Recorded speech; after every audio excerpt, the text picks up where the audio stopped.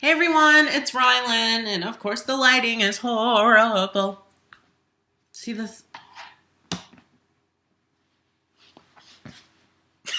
Whatever. Anyway, it's January. No, it's not. It is December 30th, 2017 at who gives a fuck time, 9:39 p.m.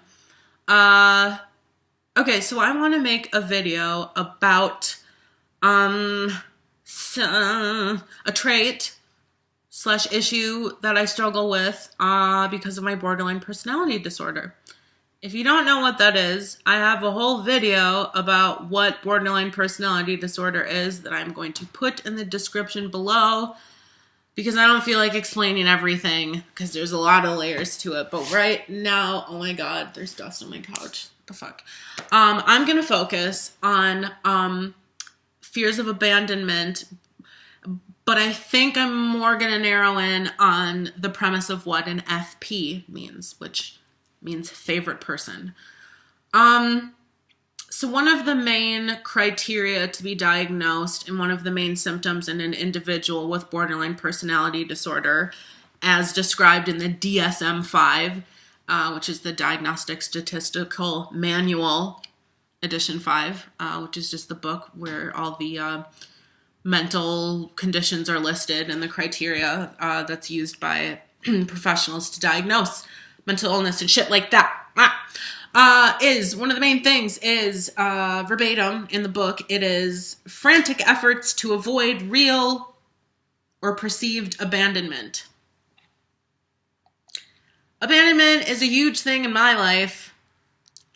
Always afraid of it, always aware of it, always letting it leak into the way that I interact with people, which makes sense because borderline personality disorder is just that. It is a personality disorder. A personality disorder specifically means that it's a disorder. There's a lot of them: antisocial personality disorder, avoidant personality disorder, blah, blah, blah. Look it up. Google is free.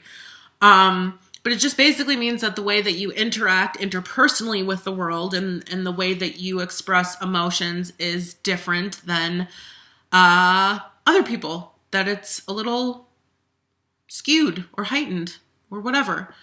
So yeah. So going with the abandonment theme, specifically for me, the way that criteria or whatever manifests itself is I am constantly afraid that everyone in my life is eventually going to get sick of me and fucking leave. They're just going to peace out and be like, bye, Rylan. It was fun, but I can't deal with your shit anymore. And that's happened many times in my life, which makes that fear of people leaving me worse because it has happened so many times. But the reason that I want to talk about this finally, because I fucking wrote a song about it, and it's on my YouTube, called A Letter to My FP. But the reason that I'm bringing it up now is because I had kind of a sad conversation last night with someone that's really important to me, where I expressed feelings, concerns, that this person was going to leave me. And I don't know that I'd ever expressed it that explicitly before. But I think they were kind of hurt because because basically they said something like, we're going to be friends for a long time. And then I was like, that's what everyone says. And they were like, what are you talking about? And I was like, everyone says that they're not going to leave me. And eventually they do. And I think the response was wow, period, and then something after that. I don't remember what else they said. And I was just like, please don't be offended, but this is just the way that things happen. Don't take it personally. Like, people just leave, I won't hold it against you when it happens. And yeah, that's on paper, that sounds really horrible and that sounds like an awful way to look at the world, but unfortunately that's just been my reality for most of my life.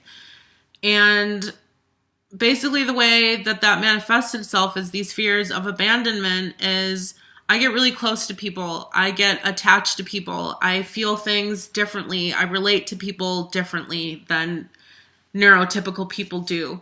One of the main quotes about people with borderline is, the quote is, individuals with borderline personality disorder are the equivalent of having third degree emotional burns. They have no emotional skin to protect themselves, and any movement or something is something.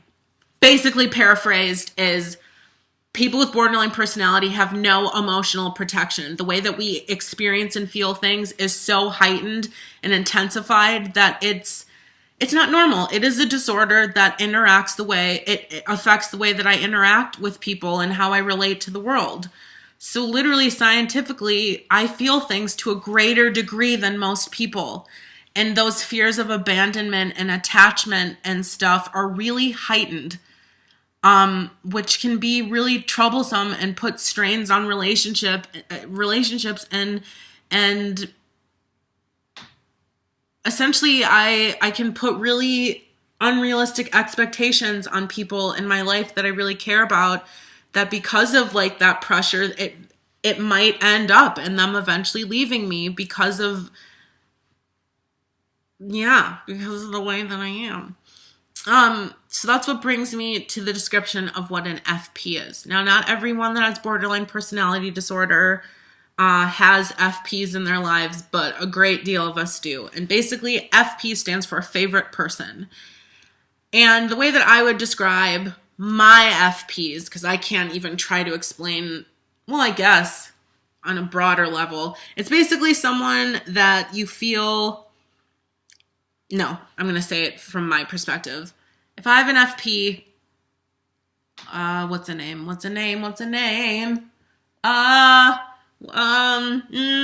Jamie.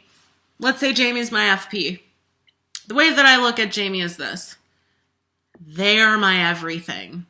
I love everything about Jamie. They mean so much to me. Whenever I get a text from Jamie, it is like fucking Snow White having a bird on her finger. It makes me feel alive and happy and fulfilled in life. Their validation, their attention, it means so much to me. It fuels me. It feeds me. And unfortunately, I put Jamie on a really unrealistic, unfair pedestal for them to be on. Because I put so much value on them and because I think that they're so amazing and I think that they're perfect. They don't have any flaws. They can't do anything wrong. They're perfect to me. That's a really high pedestal to put someone on. Unrealistic for anybody. And quite frankly, that's a very uneven power dynamic for me to essentially kind of be down here or wherever I am and then have Jamie be all the way up here. So if Jamie falls, that's a long way to fall. And that's where another symptom of BPD comes in, which is black or white thinking, or something more specifically, which is called splitting. Splitting can happen, which basically means that I either really love someone or I really hate them, and there really isn't a whole lot of gray area in between. Of course, there are people in my life that I'm just like, you're there, I really don't give a shit. But because I feel things differently, I feel things in extremes. I really, really care deeply and would do anything for the people that I love and care about in my life. And when it turns to the other side of hating people, that I only really hate people when they've done something to hurt me. When they've abandoned me. When they don't respond to my text for days, I split on them and I get very angry and sad and all those things. And yeah, I mean, there's like shorter term splits where like if Jamie were to not respond to my text for like a day, there's a chance that I might split on them and fucking hate them and be like, what an asshole. I don't want to talk to them anymore. They're ignoring me. Like, what the fuck, you know? But usually for me, it's when someone ignores me, whether it be my FP or just a friend, I take that really personally. That's like a Ryland thing. Me, in the sense that, like, I know not everyone with borderline struggles with this, but a lot of my friends that have borderline do. And I run a support group online, and I know that this is a very common symptom for people because abandonment and attachment issues, that for me, texting is a really big trigger for me. When people ignore my texts, I freak the fuck out. And when you're on the level of being one of my really close friends, or like, God bless your soul, if you happen to be my FP and you don't respond to my texts, it is like the end of the world to me. And it sounds so stupid. You might be sitting here listening and being like, what the fuck? This is so stupid. What are they even talking about? But I mean, yeah, my mind just jumps to conclusions that Jamie, or whoever the fuck, Jamie, Ryan, Steve, Becky, whoever, that they died, they hate me, I did something wrong, and they never want to talk to me ever again. Those are the 4 scenarios usually that come into my mind if someone hasn't responded in like 15 minutes or an hour. Or days, God forbid if it's days, like I'll freak out. It's just really unhealthy and I don't like it. I hate that that's the state of my mind. I hate that I can care so much about someone that I crave their validation and attention so much that when I don't get that, my mind goes to a really unhealthy place. And it's not an egotistical, pay attention to me, like I'm the most important thing in your life, pay attention to me. That's not what it is. I don't know what specifically it stems from, but it's not from an egotistical part. It's from a validation, a wanting, a longing, a neediness, a loneliness, a want for connection from this person that you feel really passionately about. And when you don't get that attention that you want and need from this human being or multiple people in my life, because I can say, like, I can name like 3 people that if they didn't text me back on varying degrees, I would really feel that. But there's one person in particular that I can think in the few times that they like haven't responded to me for like a day or like a week or whatever, I've panicked, like literally consumed me mental health wise and had a great deal of my ability to function as a human being simply because someone didn't respond. Who knows what was going on in their lives? Who fucking knows? You know what I mean? I mean, because I'm their friend, like I know, maybe like this came up, but if it's someone that I don't know that well, and they don't respond for a couple hours or a day, I mean, I freak out. And unfortunately, the thing is that FPs usually develop early on in a relationship when you're just starting to get to know someone, when you like someone romantically or you're building a new friendship. That's usually kind of when this level of obsessiveness will start to seep in. Now, someone that I would consider an FP right now wasn't one in the beginning. Like, I didn't really care about them, but then over time, like, I started talking to her more and more, and that's kind of where our relationship is now, is that I think that she's just so amazing, and anytime she doesn't respond to me or whatever, it hurts. And then when I am talking to her, it's like amazing, and I feel seen and I feel loved, and I never want it to end. But then on the flip side, I try to protect myself, and in a sense, I kind of push them away.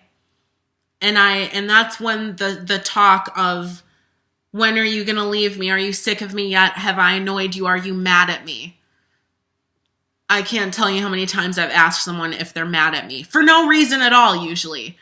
Because I just feel like I'm a nuisance to people. I feel like, because if I had it my way, I would just hang out and text my FP all goddamn day long, but I know that other people don't feel that way and that they have lives that they don't maybe want to be texting Rylan all day.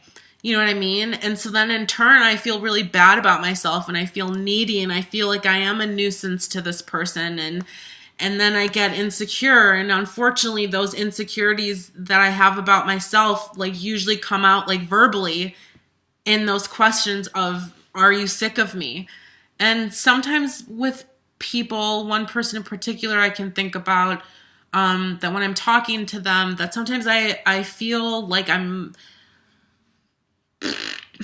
impeding on their lives, even though that's not the case at all. And that's what's so crazy, is these people that I allow to get close to me and that continue to talk to me. And I know that sounds really negative. That sounds like a really low level of self-esteem to say, like, people that still talk to me. But, like, as you can tell, kind of a lot to handle, you know what I mean? So the people that do choose to keep me in their lives, and then vice versa, that I choose to keep in my life, that they can deal with my stuff, I still feel bad, and I feel like I can be really annoying, and yeah. But then there's people like my dad who I know will never leave me. He's the only one person in my life that will never leave me. And like, the way that I interact with him is literally, I will call him, and if he doesn't answer, I'll just keep calling back over and over and over again until he answers. Would I do that with most of my other friends? No. A couple of them, maybe I would like text a couple times and be like, hey, what's going on? But certainly not like with my dad. I mean, literally, like, I'll call him like 4 times in a row. And I'll be like, okay, clearly he's busy. And then I'll wait 10 minutes and call back another 3 times. But anyway, what I'm trying to say is, what I was like, the little piece that I was just saying is I feel like unworthy sometimes of people's attention because I know how much I want their attention, and I don't want to put that pressure on someone that they have to give it to me, because I don't want to come off as needy or clingy when I feel like that's how I do come off, and that is annoying, and who wants to be friends with that, and why don't you leave me? Why are you still talking to me? And then that's where I say what I said to that friend last night of like, you're going to leave me eventually, because eventually you're going to get sick of me texting you and asking you stupid questions and stuff like that. It's just the pattern of my life. And, you know, lucky for me, I'm very aware of the way that my mental illnesses, and specifically borderline, affects my life and affects the way that I interact with people. Sometimes I'm able to I mean, and these are moments when this happens, but sometimes I'm literally able to step back and see that I'm being irrational and that my mind is like making things up that aren't there, that I will look for ways to say like, oh, this person did this, so they don't care about you anymore. They're going to leave you. They're going to stop talking to you soon. And I think what I'm saying is I'm self-aware because I have learned to be able to flip that and be in Jamie's shoes and to be hearing from Rylan basically what I'm saying to someone that I care about when I say to Jamie, like, are you going to leave me? Like, I know you're going to get sick of me and not be friends with me anymore. If I were to be Jamie and investing friendship, time, whatever, to me, Rylan, and then in turn to have someone say all of that doesn't matter because you're going to go away, I think that'd be very hurtful to hear. Especially to the people that I'm really close with, and to still be saying these things of when are you going to leave me? I mean, who wants to deal with that? That's not fair. To all of my friends, I care so much about them. You know what I mean? I would do anything for my friends. I love them also so much. And I can't imagine what it feels like to be on the receiving end of my insecurities and the things that I'm saying and putting, I don't know what I'm trying to say. What that feels like to have someone like be predicting the future and saying like, you're going to do this eventually when you've done nothing but love and support me. That's what I'm trying to say. When you've done nothing but be my friend and be there for me when I'm sad and text me, but then have me kind of be, not vicious, that's not the word, but to turn around and be like, that's not going to matter. You're going to leave me anyway. So fuck the time that I called you when I was crying about X, Y, or Z. So I hope I made my point clear. This was a lot of talking. This was a lot of talking. But the reason I want to talk about it is because it is a facet of borderline personality disorder. And the main point of my channel is to spread awareness about mental illness and the facets that accompany it. And unfortunately, feelings of abandonment and attachment are something that a great deal of us struggle with as people with borderline personality disorder. And when you add on having an FP, ugh, like, I'm sorry. Like, I want to fucking apologize to anyone that has been on that level in my life. Uh, yeah, because I can't imagine the intensity that must feel like, the amount of pressure that person must be feeling. And especially if I reveal, because I think I've only done this to one person, because it was when I had the vocabulary finally a year ago to know what an FP was. And I told them, like, this is how I feel about you. You're my FP. Like, you're on this pedestal, and I know it's not fair to you, and I know that it's not realistic for you, and I know that you have flaws, but I don't see them. That's not a fun place to be in, I think, as a human being, because then wouldn't you be in your head and be afraid of how sensitive I am? Wouldn't you, as Jamie, be afraid to hurt Ryland's feelings and panic because maybe you got really busy at work or something like that, and you didn't respond to my text, and now you have to worry if I'm gonna freak out or something like that. I don't know. So I feel bad sometimes for my friends that they have to put up with me, and that I am the way that I am. Like, I wish I could change it. I wish I could change those thoughts in my head that are unrealistic, and tell me that just because someone doesn't respond to a text for a day, a week, whatever, that automatically means that they hate me. I really wish my brain wasn't like that, because luckily I know that that's unrealistic most of the time, because I remember, all the time I'm saying to my dad that I know that this is unrealistic. I know that they're not going to leave me, but this, like, I'm so convinced that becomes my reality, and I become consumed by it, and it's horrible, and it's sad, and it's unfair, and I fucking hate it, but unfortunately that's something that I have to deal with. And, the people in my life, they have to deal with that too. I know everyone in my life can feel that pressure, whether or not they're, like, one of my best friends, or they're very close to me, or like whatever level they are on importance and frequency of talking to them. I'm sure that everyone in my life can feel that pressure. And obviously with some people, I'm more honest about it. And I'm like, that this is the reason why. Or when I'm saying, like, you have to respond to me because this is what it does to me. There's a couple people in my life that are very important to me, and I haven't had that talk with them before. And they probably don't know that I'm having a meltdown when they don't respond. You know what I mean? Because who wants to have that conversation? Nobody. Again, I would not want to be on the receiving end of someone saying that, because I just feel like that's a lot of pressure. So anyway, I'm going to stop talking.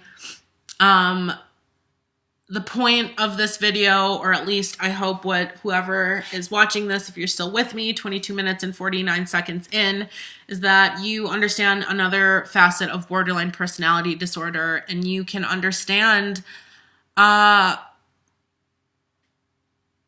messy things can get. And I guess maybe take away from this that if you do have an individual with borderline personality disorder in your life,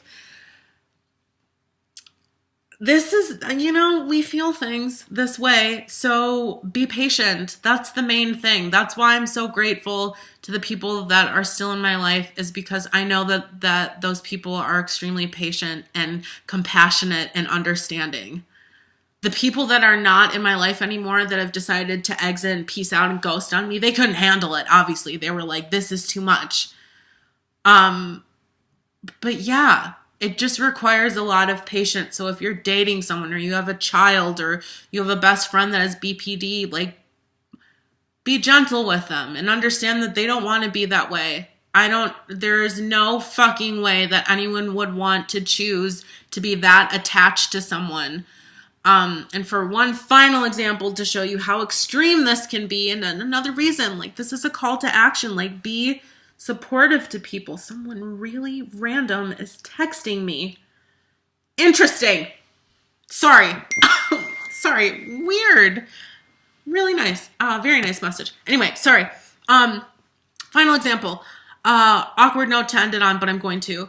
The way that this gets so severe for me is one of the first times I ever cut myself, or like the first time that I cut myself that led into the 3-month debauchery that was because someone that I was romantically interested in did not respond to me for 13 hours. I really wanted to talk to them and I wanted their attention. They didn't respond to me for 13 hours. And the only way that I knew how to cope at that time, or discovered, I guess, was to hurt myself physically. So yeah, I'm going to leave it on that note and just say that just be gentle. Be gentle. And if you already are being gentle, you are amazing. And I'm not saying, it sounds like I'm saying like, congratulations, get a cookie if you're friends with someone with borderline. But I guess I'm saying, as someone with it, to the people specifically in my life, I doubt you're watching this, but then I'll say it for all of us perhaps, is like, we thank you for your patience. You know what I mean? Because no one wants to be like that. No one wants to feel like they're so dependent on someone for happiness and meaning in their lives. People should be able to find that within themselves, I think, and not be so codependent. But like I said, personality disorder, just kind of the nature of the beast. So anyway, if you're still watching this, fucking A, bro, you're amazing. Have a nice life. Have a good year, I guess, because New Year's is in 5 seconds. And I'm going to put some links below. Specifically, the only one that I can think of right now is what it's like having BPD. It's much more concise, and it talks about all of the symptoms of borderline personality disorder and what that disorder looks like a whole and how that affects me and millions of other people that have this disorder. This is just kind of like a narrow zoom in on what abandonment and what the extremes that someone with borderline can have when it comes to relationships, interpersonal relationships. So I am done talking. Goodbye. Have a great night.